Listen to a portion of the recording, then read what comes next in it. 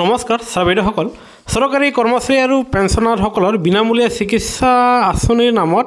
আপোনাৰ কিমান পৰিমাণে আপোনালোকৰ পৰা টকা কৰ্তন কৰা হ'ব আৰু সেয়াকে লৈ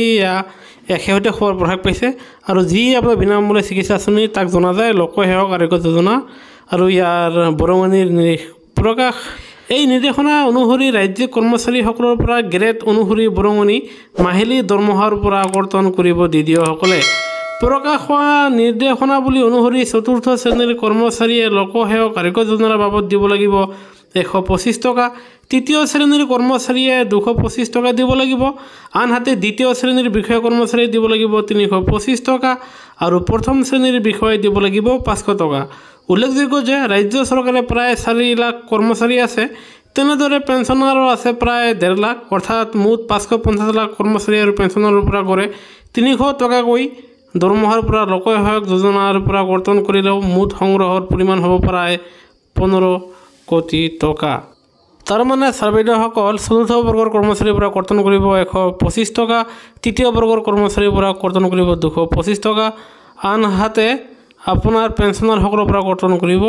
300 টকাকৈ আৰু এনেকৈ চৰকাৰে 15 কোটি টকা পাবলৈ সক্ষম হ'ব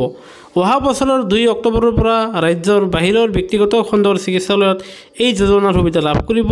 প্ৰথম অৱস্থাত দাবীসমূহ মীমাংসা কৰিবলৈ 90 দিন সময়সীমা হ'ব যদিও পৰৱৰ্তী পৰ্যায়ত 45 দিনলৈ হ্ৰাস কৰা হ'ব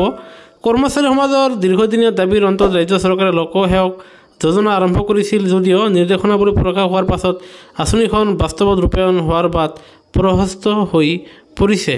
এই ক্ষেত্ৰত আমি জনাওঁ যে যোৱা 2 অক্টোবৰত মুখ্যমন্ত্ৰী ডক্টৰ হিমন্ত বিশ্ব শৰ্মাই লোকসেৱক আৰোগ্য যোজনা আৰম্ভ কৰি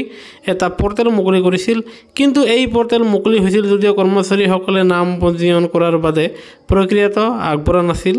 আৰু যোজনাখন শুভাৰম্ভ কৰাৰ সময়ত মুখ্যমন্ত্ৰীয়ে কৰা ঘোষণা অনুসৰি চিকিৎসা ব্যয় পৰিশোধৰ বাবে পৰ্টেলত নাম পঞ্জীয়ন কৰি 1 এপ্ৰিলৰ পৰা চিকিৎসা মহাবিদ্যালয় ডিব্ৰুগড় কৰ্কট প্ৰতিষ্ঠান আৰু এইমছ আদি চৰকাৰী চিকিৎসালয়ত নগদবিহীন চিকিৎসা ব্যয়ৰ সুবিধা পাব সেয়েহে গুৰুত্বপূৰ্ণ ভিডিঅ'টো নিশ্চয়কৈ লাইক দিব আনহাতে কৰ্মচাৰী আৰু পেঞ্চনাৰসকলৰ সৈতে জড়িত প্ৰতিটো শেহতীয়া খবৰ তথ্য সহকাৰে সকলো তথ্য পাবলৈ আমাৰ চেনেলটো ছাবস্ক্ৰাইব কৰিবলৈ নাপাহৰিব ভিডিঅ'টো চাবলৈ ধন্যবাদ